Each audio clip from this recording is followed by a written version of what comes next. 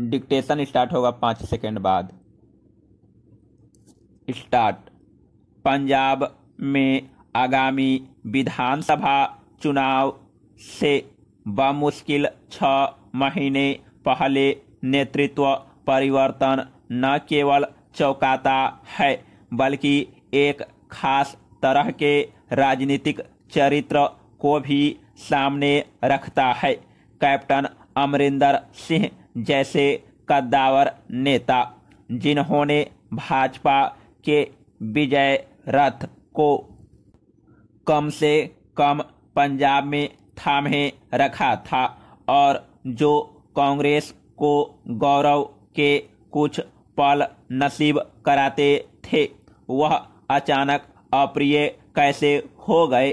4 साल उन पर कांग्रेस को पूरा विश्वास रहा और जब उनका कार्यकाल अंतिम छमाही में पहुंचा तो उन्हें पद से विदा करने का इंतजाम कर दिया गया।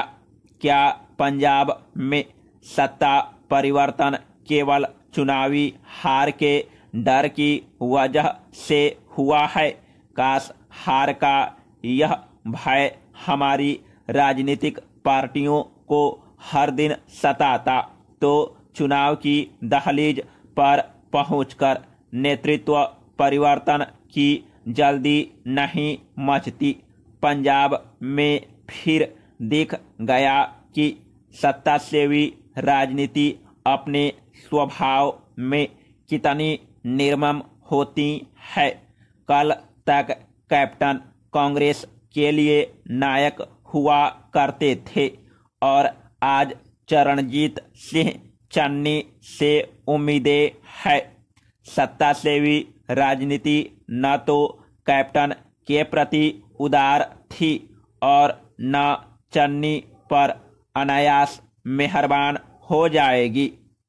सोमवार को मुख्यमंत्री पद की शपथ लेते ही चरणजीत सिंह चन्नी पुरजोर ढंग से सक्रिय हो गए क्योंकि उनके पास समय कम है। बमुश्किल 4 महीनों में वे तमाम काम करने हैं जो अमरिंदर अपने 4.5 साल के कार्यकाल में नहीं कर पाए। उन्होंने सत्ता संभालते ही किसानों को लुभाने का प्रयास सबसे पहले किया है।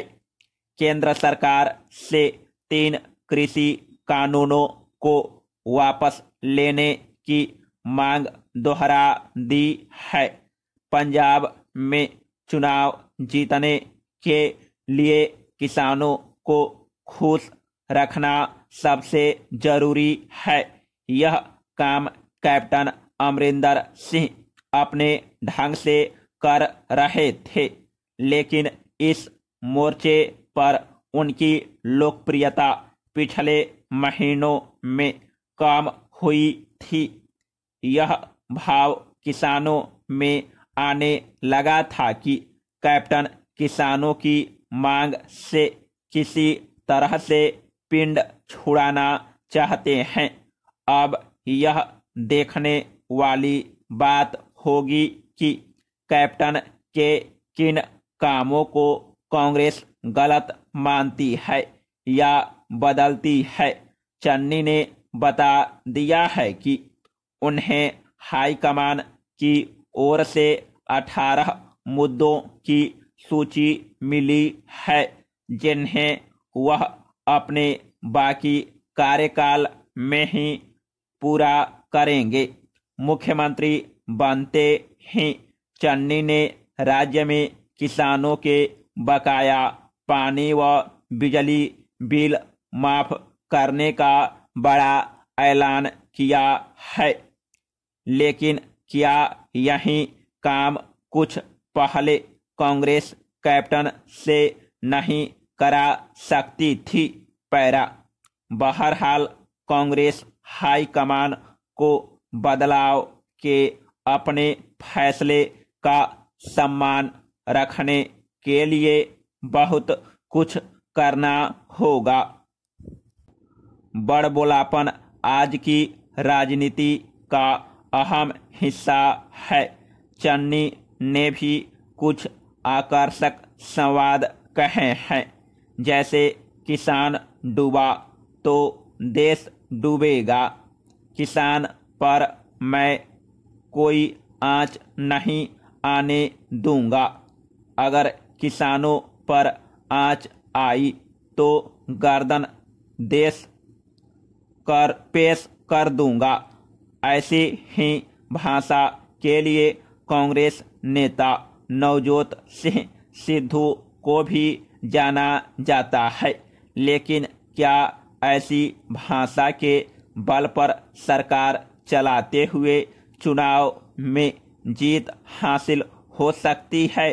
बेशक उपलब्ध विकल्पों के बीच में कांग्रेस का यह चयन प्रशंसनीय है और राजनीतिक रूप से विपक्षी दलों में पैदा बेचैनी साफ संकेत कर रही है कि तीर निशाने की ओर गया है। यह तीर तभी निशाने पर लगेगा और पंजाब जैसे महत्वपूर्ण राज्य में कांग्रेस पार्टी की सरकार तभी बची रह पाएगी जब पार्टी के दिग्गज नेता एक दूसरे की टांग पर फोकस करने के बजाय कंधे से कंधा मिलाकर चलेंगे। पैरा अफगानिस्तान में तालिबान की वापसी से जुड़ी जितनी भी आशंकाएं जताई गई थी वे सब सही साबित हो रही है। खबरों के मुताबिक अंतरिम सरकार में उप प्रधानमंत्री मुल्ला अब्दुल गनी बरादर और सरकार में शामिल हक्कानी नेटवर्क के बीच गहरे मतभेद उभर आए हैं। कहा तो यह तक जा रहा कि राष्ट्रपति भवन में आयोजित एक बैठक के दौरान दोनों गुटों के बीच जमकर मारपीट हुई और गोलियां चली, जिनसे कुछ लोग जख्मी हुए। अब पश्चिमी मीडिया की खबरें संकेत दे रही है कि हक्कानी गुट ने बरादर को अगवा कर लिया है।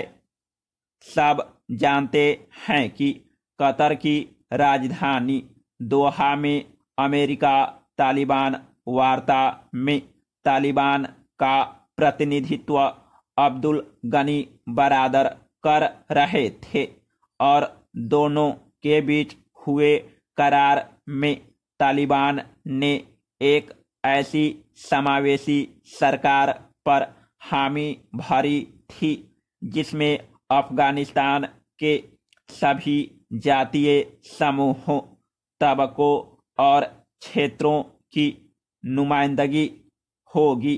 पर हक्कानी नेटवर्क अब आईएसआई के इशारे पर पाकिस्तान विरोधी तत्व को सत्ता में प्रभावी होने से रोकने में जुटा है।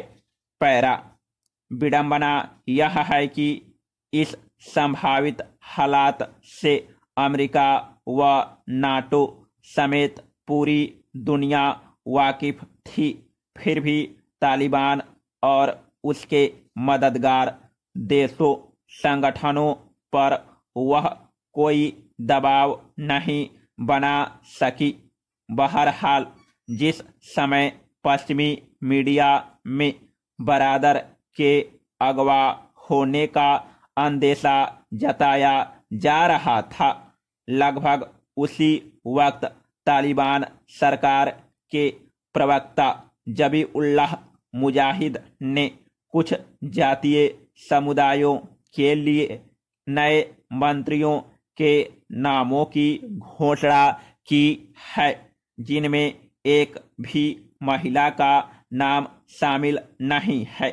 मुजाहिद ने फिर वहीं पुराना राग दोहरा दिया कि औरतों को सरकार में शामिल करने के मसले पर विचार हो रहा है। समाप्त।